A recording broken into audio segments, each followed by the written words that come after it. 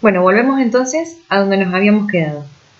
Vemos que dijimos las articulaciones podían ser articulaciones sin artrosis, diartrosis y anfiartrosis. Toda la parte gris hasta ahora ya la vimos. Ahora vamos a ver las articulaciones diartrosis. Las articulaciones diartrosis son también llamadas las articulaciones verdaderas o móviles, o también llamadas las articulaciones sinoviales. Se pueden clasificar según la cantidad de estructuras que forman parte de esta articulación en simples, cuando solamente tenemos dos componentes de la articulación, en este caso son dos huesos, la escápula y el húmero, o la podemos también denominar en formas compuestas cuando tienen más de dos componentes, como por ejemplo la articulación de la rodilla, donde vamos a ver dos huesos, inclusive la rótula, que forma parte, y tenemos varias cositas más. Otro hueso acá, por ejemplo la tibia, ¿sí? Bien, la tibia, perdón, y el premio. Dentro de lo que es una articulación, nosotros, o una articulación verdadera, vamos a encontrar elementos constantes. ¿Qué quiere decir? Que son elementos que siempre van a estar presentes para que realmente se determine como una diartrosis o articulación móvil. Ellos van a ser la superficie articular, el cartílago articular y la cápsula articular. La superficie articular es una porción determinada del hueso, que en realidad histológicamente es un tejido denso, que difiere del tejido compacto que forma parte del hueso normal, donde la superficie suele ser siempre lisa, en la gran mayoría de las veces, para que pueda articular con otra superficie también igualmente lisa, como la que vemos acá. Luego vamos a ver lo que es el cartílago articular, que es un cartílago de hialino, ¿sí? Donde depende su grosor, el grosor va a depender en relación al tipo de articulación que forme, porque cuanto más peso tenga la articulación y cuanto más fricción necesite, generalmente el cartílago es más grueso. Se apoya o se coloca sobre la superficie lisa articular y en realidad es la que tiene contacto de forma directa, ¿no? Estos dos cartílagos articulan entre sí. ¿Sí? Se posicionan y son los que articulan en sí. Y después vamos a tener la cápsula articular, que es una vaina fibrosa, que está compuesta por dos partes, una interna, una membrana fibrosa interna y una membrana sinovial interna y una membrana fibrosa externa. La membrana sinovial es una membrana bastante irrigada y que compone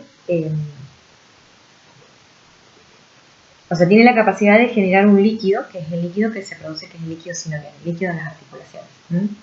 Y la membrana fibrosa generalmente está formada por ligamentos que contienen en parte la articulación.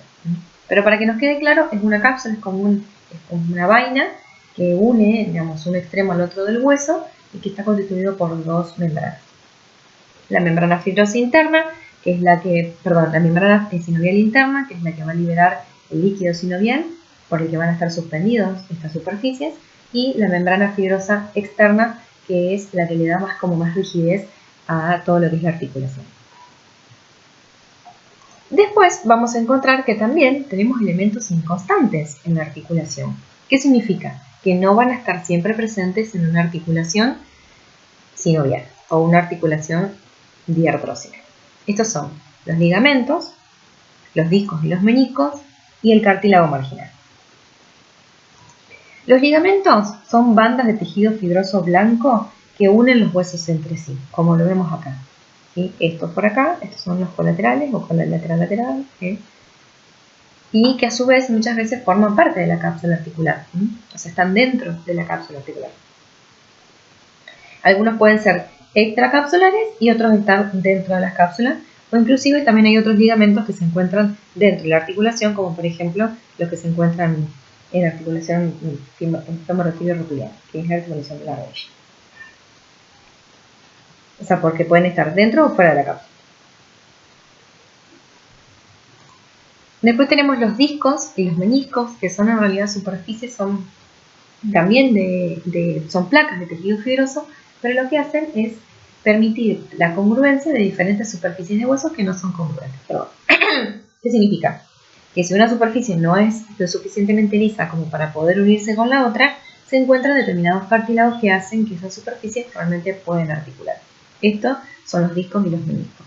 Principalmente lo encontramos en la articulación de la rodilla, para que todas estas estructuras, que son bastante complejas, tanto la tibia del peroné como lo que es el fémur y parte de lo que es la rótula, puedan realmente todas encastrar de una cierta manera y que realmente toda esa pueda articular.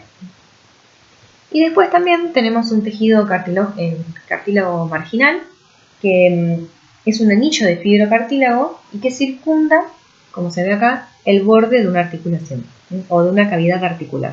Solamente la vamos a encontrar en dos tipos de articulaciones, que van a ser la coxofemoral, en la cadera, y también la escapulohumeral, donde vamos a ver este anillo. Se llama labrum acetabulum y la encontramos en esos dos tipos de articulaciones. Entonces, si hacemos un repasito rápido, vamos a ver que tenemos elementos constantes de una articulación, que dijimos que van a ser la superficie articular, el cartílago articular y la cápsula articular. Y dentro de los elementos inconstantes vamos a ver los ligamentos, los discos y los meniscos y el cartílago marginal. A su vez, los distintos tipos de articulaciones o los movimientos, en realidad este tipo de articulación que tiene un movimiento, el movimiento se puede clasificar en diferentes maneras.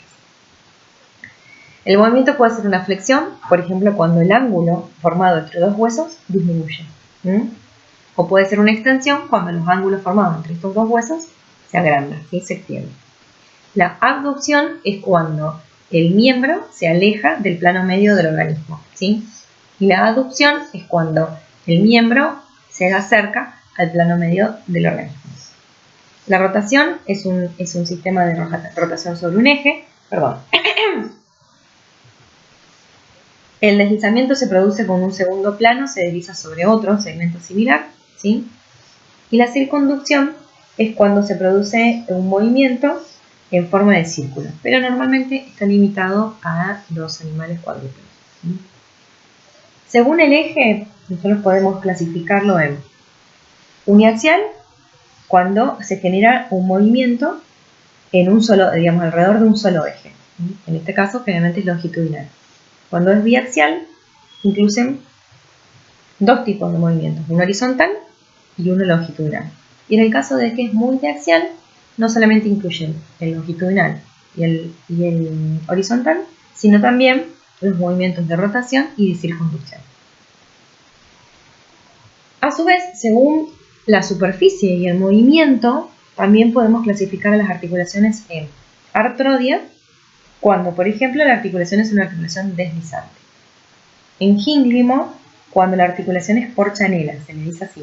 Cuando las superficies articulares, por ejemplo, constan de dos cóndilos. Ya lo vamos a ver porque vamos a hablar de cada articulación y les voy a contar quién es un gínglimo y quién es un trocoide o quién es un artroide.